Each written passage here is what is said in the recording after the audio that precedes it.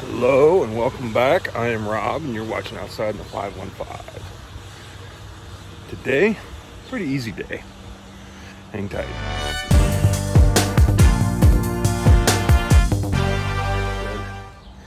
Got a pretty easy day. It's Sunday and Sheila's still out of town. And I got a guy coming, wanted 10 bundles. And I also needed to service my saw. All my other saws I try to service them every 2 to 3 uses. And when I say service them, I mean clean them out. Take the air compressor and clean them out and all that good stuff. So I haven't done that to one of my saws for a while. I've used it 5-6 times, so I need to get it cleaned out. I like to keep the air cleaners nice and clean and, give a look-see at the spark plug. Mainly because with what these saws cost, it's a good idea to keep them running right, keep them in tip-top shape. So I'll get you set up here and get the truck ready for delivery. I'm over at my shop, over at the old man's house, because the guy's bringing a trailer. I thought he had a truck, but he's bringing a trailer, and I live on a busy street, and my neighbor is still grinding on this stump that they started a week ago, and they've got my welding truck pulled back. So to get a trailer in and out on a busy street, it's kind of a pain. So I just thought it'd be easier over here at my shop, because it's not really secluded, but it's a quiet, slow street. So yep, so I gotta get the tonneau cover rolled up. I'm waiting on the air compressor to quit running, and we'll get going for the day.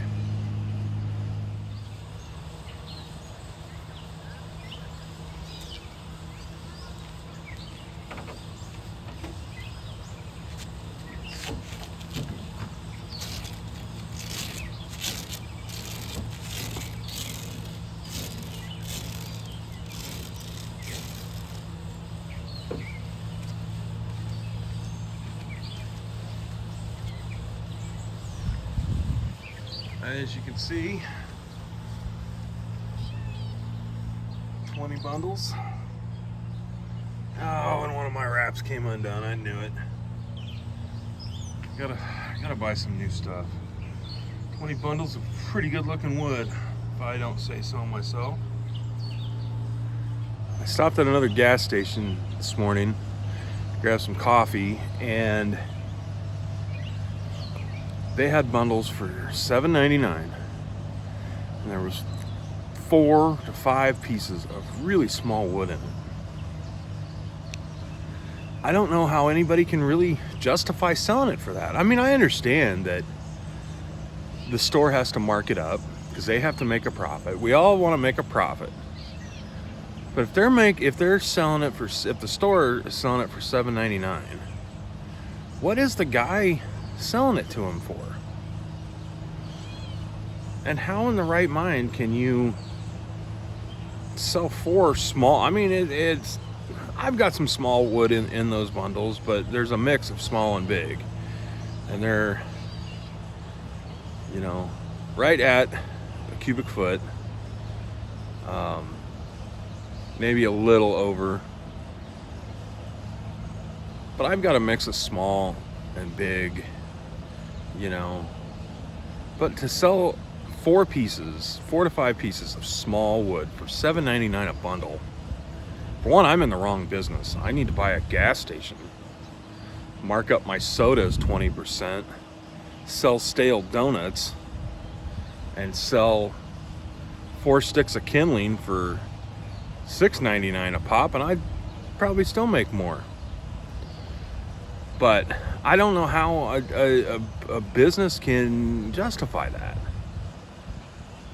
I guess I just kind of pride myself on giving quality and being honest. I mean, I tried to do that with my welding business, and You know, all my customers were happy. I didn't once have an unhappy customer. You know, I had a few potential clients and customers that wanted bids and they squawked at the price.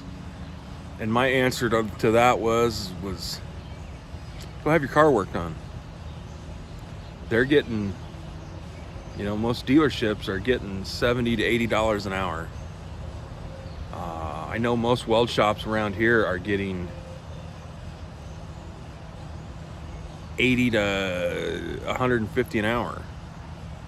I had set my shop rate, my in-shop rate at $75 an hour, and I had my portable rate at $125. And I had actually called welding shops around, just asking what they charge. Didn't tell them what I was doing. I had told them I had a prospective job for them and asked them how much they charged. And they were all $80 to $100 in shop and $100 to $175 off the truck. So I had a few squawk at the price, but the customers I did do work for, not one of them complained about the quality I did, the speed I did it in, and I never once had a callback. And I'm trying to do that with this firewood business too. You know, give them the quality they want, the quality that people deserve, the quality that people are paying for. So anyway, I'll get off my high horse. We'll get headed back to the shop and I'll get you set up and show you how I service my saws. Hang tight. All right, well, I'm back. Customer came and got his 20 bundle order, so he was very happy and pleased with the quality and the size of the wood, so win there. So now we're gonna get the 500i kind of serviced and cleaned. Like I said earlier in the video, I like to do this every 2 or 3 times. I use this and I do this for my 400C, my 271, my little Husky 440. Before I gave Dad that 250, I did the same with it. With the cost of these saws, it takes 10 minutes, you know. It's just a good idea to clean all this off. So we'll go ahead and get the bar taken off. And before I do that, I'm gonna sharpen this chain, but I wanna check the rakers and make sure that they're right on. I'm gonna change the chain and then sharpen this one, but might as well test the rake, check the rakers and make sure it's all good. That one's good. That one's good. That one's good. That one's good. A little. I don't know if you can see now. Dang it! I don't have yet. That one's good. That one's good.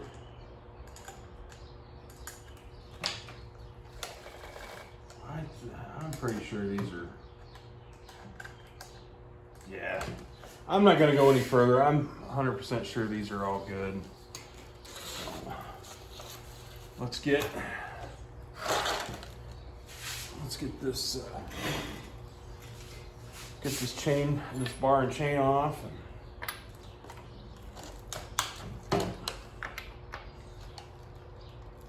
Oh, that one's on there. That one didn't want to come off. Just loosen up. Get those off.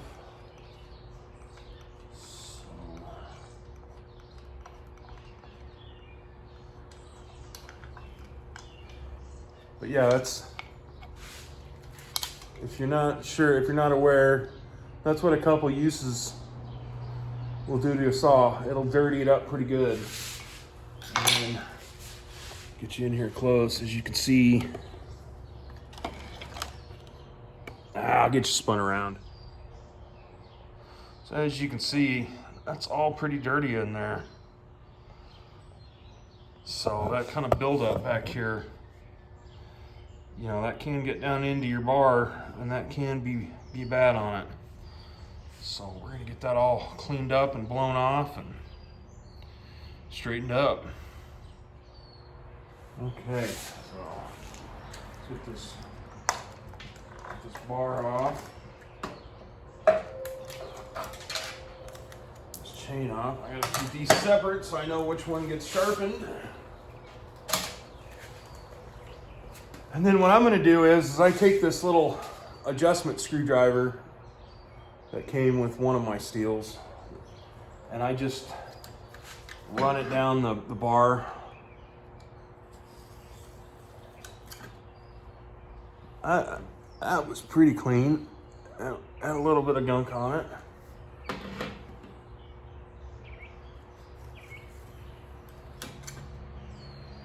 That side was a little dirtier, but not terrible. So we'll get this. I'm gonna take you outside, take the saw outside and clean them on up. I'll hang tight.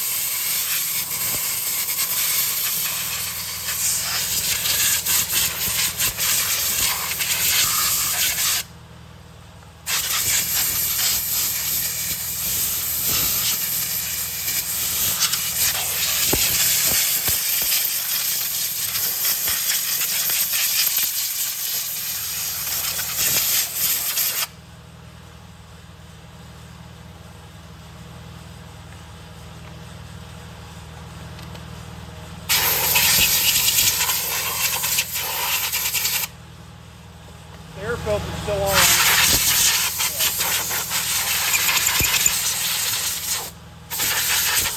Is that good and blown?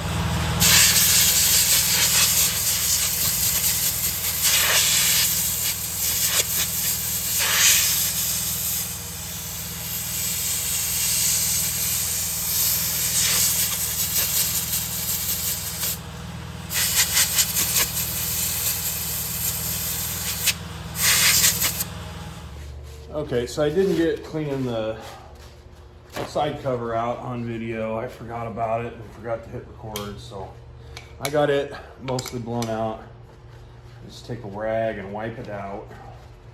I'm probably being a little overbearing on that, but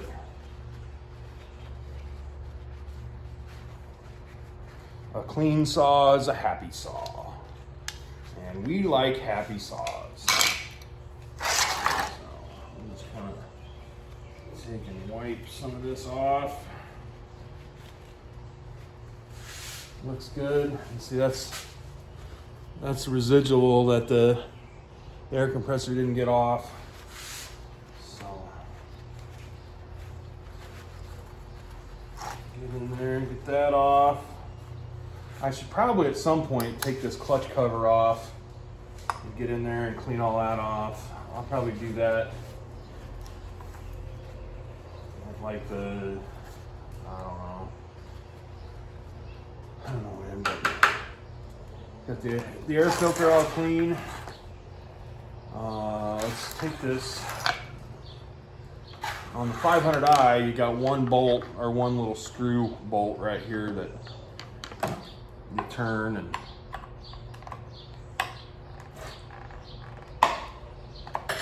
pops that off. Let's pull this spark plug. Let's see what it looks like. Oh boy.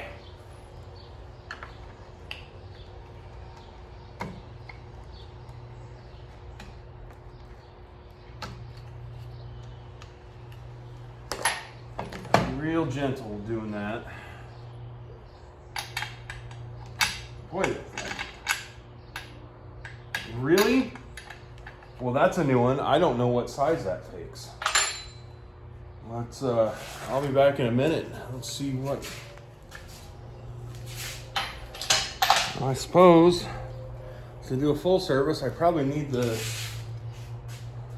spark plug wrench that came with the tie, and it doesn't even fit. Well, what is going on with that steel? That's my first complaint with this saw is I just grabbed a bunch of random. A 16 millimeter fits it. Let's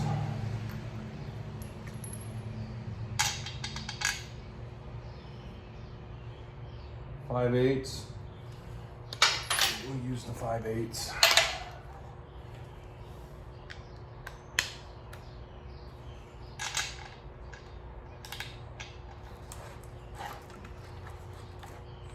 Boy, they were worried about that coming out.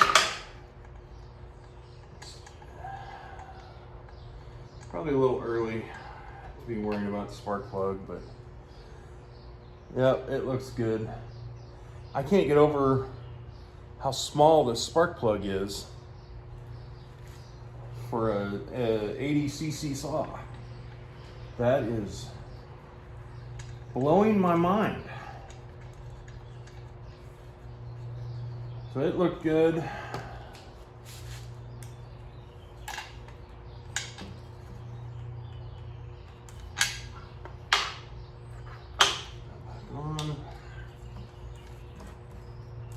I do like how they've got that completely enclosed. I wish they, like there's another boot that the spark plug boot goes over. I like that. I just wish they would do a little better around the air filter housing, because that's why I blow it off with the air filter on, because it gets all this residual stuff around it off, so that way it doesn't get down into the throttle body. But we'll go ahead and let's get that top cover on. It's all pretty clean in there, so I don't really need to worry about cleaning that out. Have that on.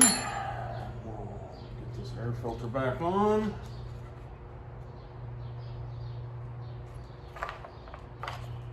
And I take the time and clean this out inside here too. Just a little added safety. Okay. And then if you noticed outside, I take and I blow this off. So the next time I service it, I'll probably take this cover off and clean out in there, make sure that's all good. Probably need to do that to my other saws as well. I don't think it needs it yet. So. But yeah, so that's about gonna do it. I'm not gonna go into the chain sharpening. There's plenty of chain sharpening videos out there. The last thing I will do though is I'm gonna see if this bar needs to be dressed. And I just kind of take my finger and just try to fill any ridges. There's a little bit, and I just take a real fine file. I know some guys will do it on the sand, like a belt sander, but for whatever reason, the belt on my belt sander is gone. So it don't take much. Just a real fine coarse file. And just take that lip off.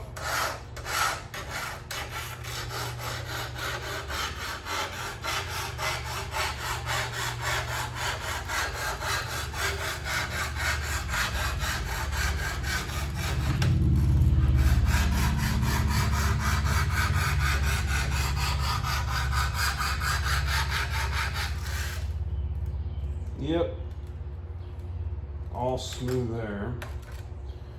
Turn around, do the same thing.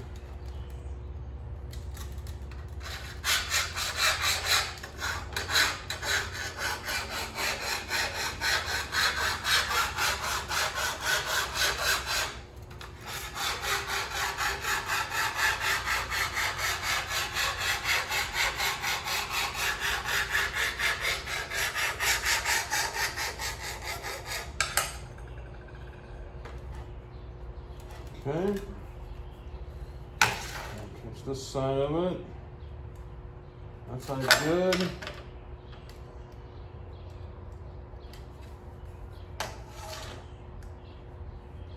I think that's all good. So that's all that. And then if you don't know, a good habit to get into is every time you change the chain over, flip your bar around. That way you know you're getting even, somewhat even wear on your bar. A good one to watch on bar care, and he doesn't really show it, but let me turn it here. A good one to watch on bar care is how Gramps does it on Willie's firewood. Gramps he's hard on saws, but also the way he cuts is you'll see sometimes he's cutting straight down and other times he'll come up, and sometimes it's how the thing is laying on the ground that dictates it. But sometimes when the log is up, instead of just keep going down, he'll run the saw up. And that is really good on how not to wear your bar out. So with that said, I do need to give a couple shout outs to those who have given me some shout outs recently. So I'll give a shout out to Joe at Joe's Premium Firewood. Joe does usually does a live every Sunday, and I try to catch that as best I can. So go check out Joe's Premium Firewood.